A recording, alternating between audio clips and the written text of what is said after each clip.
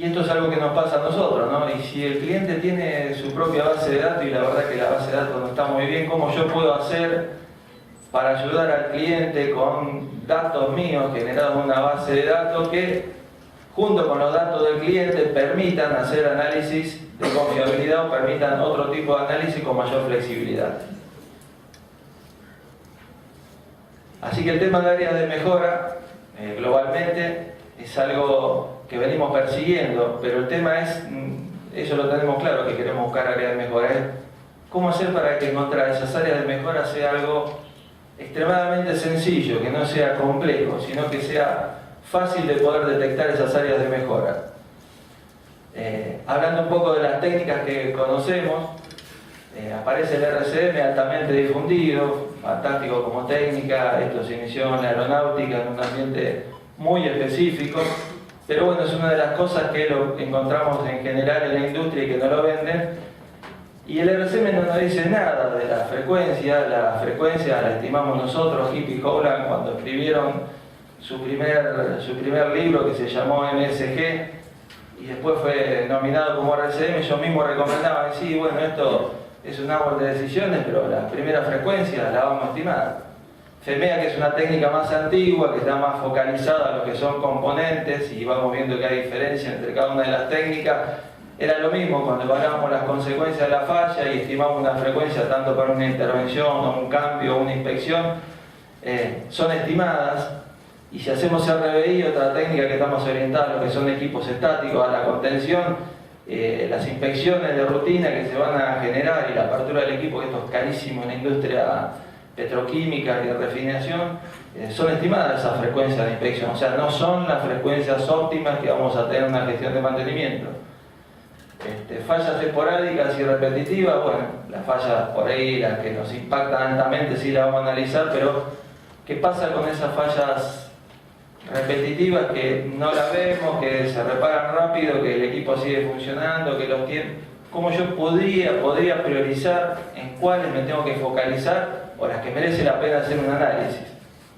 Antes de pasar a la próxima, quería comentar en mi experiencia personal, cualquier técnica de confiabilidad que yo haga un análisis no va más allá del 30% de la cantidad de fallas que yo pueda prevenir o imaginarme en un análisis. Así los técnicos tengan muchísima experiencia. Entonces quiere decir que me está faltando información. No me alcanza a mí con tener buenos análisis de confiabilidad. La primera aproximación y lo mejor que yo tengo.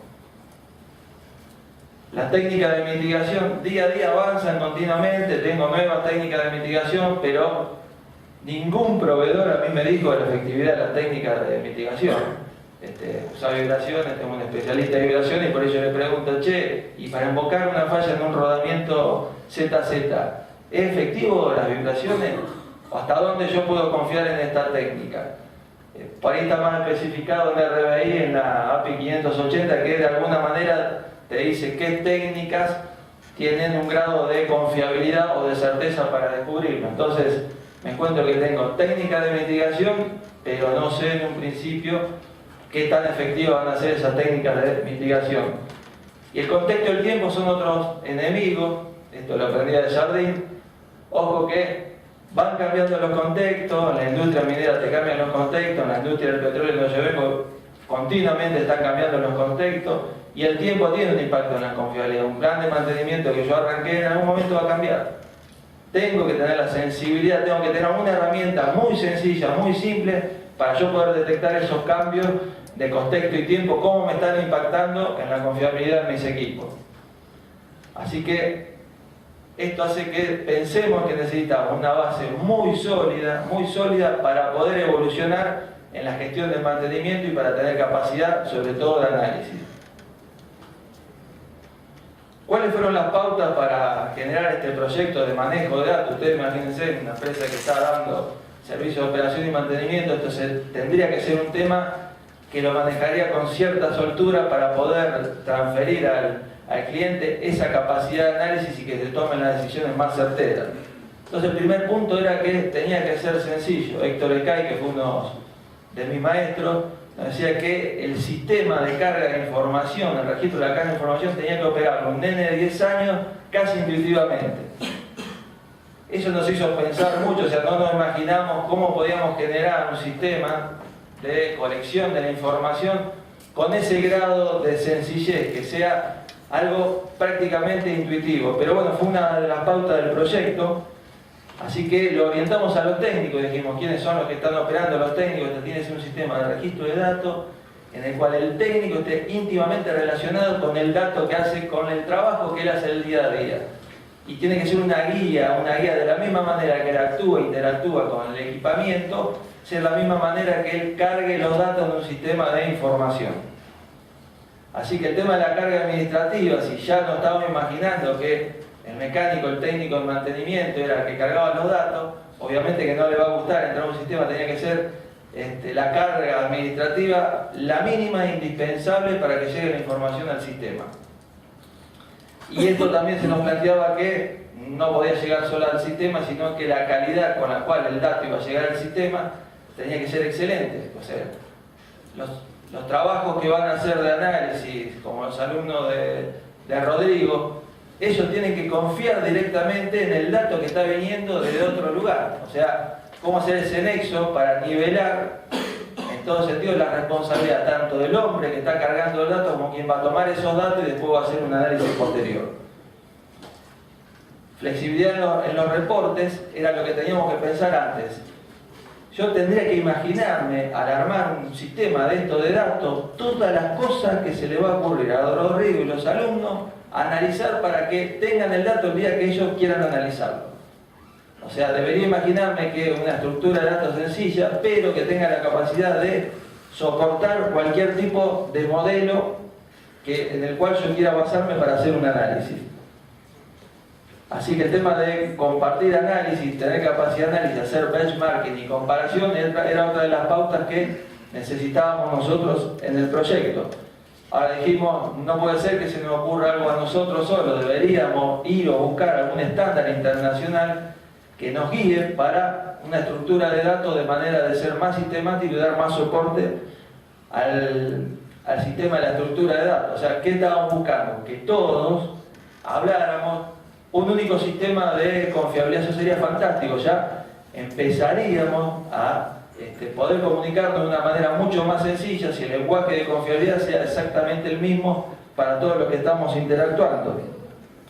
El tema de las mejoras, en general por ahí en la experiencia nuestra estamos más acostumbrados a ver grandes mejoras o mejoras puntuales o algún iluminado que se le ocurre una super mejora de alto impacto, pero la PA 55 en ese sentido es bastante estricta. Ellos orientan a la gente a que demuestren que tienen la capacidad de poder encontrar mejoras con el dato del día a día. Entonces es un paso bastante importante conceptual al cual las normas nos están llevando a nosotros en la gestión de los activos.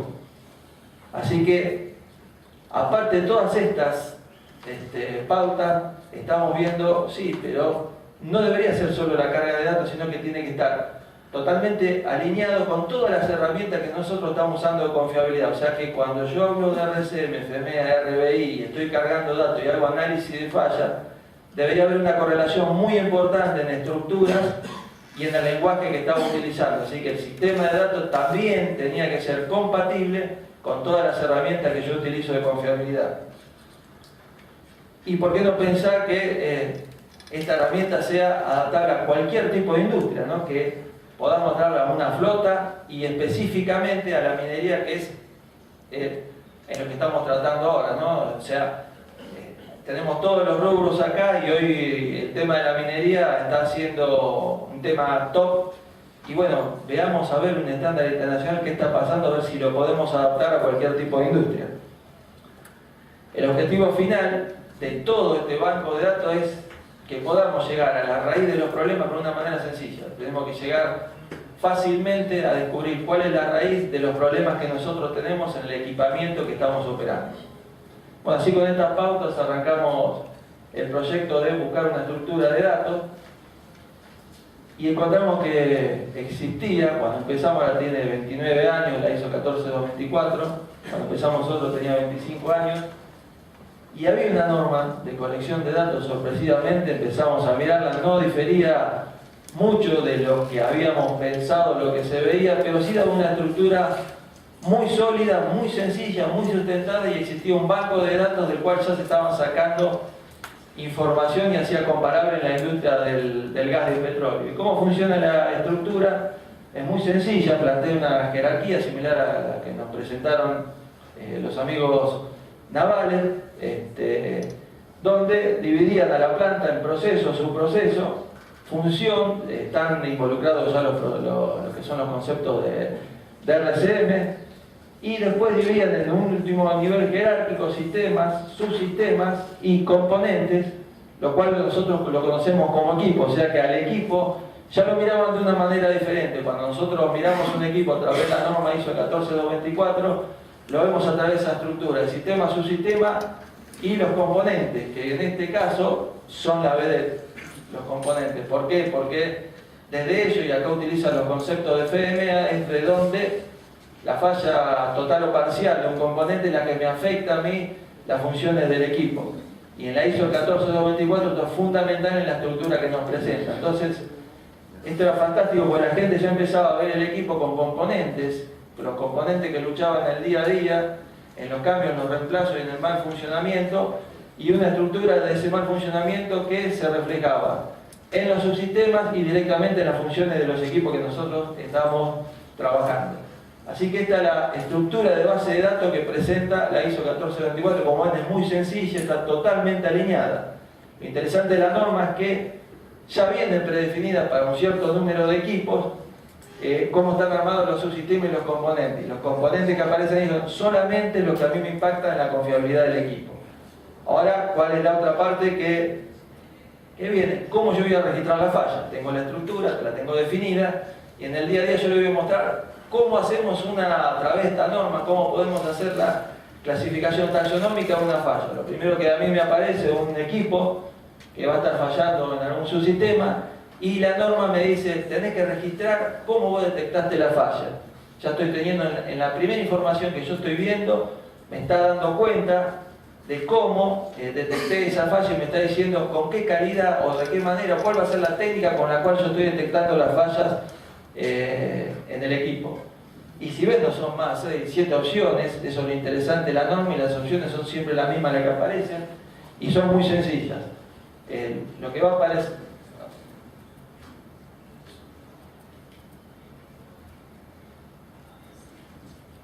¿Qué pasó?